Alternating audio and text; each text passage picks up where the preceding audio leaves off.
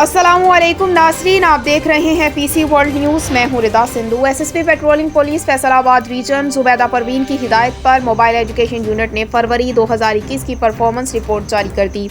ہمارے divisional bureau chief Rana Faisal کی تفصیلات کے مطابق اس میں موبائل ایجوکیشن یونٹ کی ٹیم نے آگاہی مہم کے دوران 30 تعلیمی اداروں، 27 پبلک پلیسز، 30 ٹیکسی، رکشا، بس اور ٹرک سٹینڈز، 22 کمرشل مارکیٹس، 9 مختلف دیہات، 12 ہسپتال اور دیہی مرکز صحت، 12 petrol pumps, 25 goods transport, 13 union councils اور 12 بینکوں کا دورہ کیا۔ اس کے ساتھ ساتھ فیصل آباد کی مختلف شاہراہوں پر 27 مرتبہ road shows, road safety camps اور 5 ورکشاپ اور سیمینار کا انعقاد کیا۔ شاہراہوں پر 1500 سے زائد سست رفتار گاڑیوں اور ٹرالوں پر ریفلیکٹر لگائے۔ اس دوران 15,740 افراد میں road safety, traffic rules, corona virus, polio کے موضوعات پر آگاہی پمفلٹس تقسیم کیے گئے۔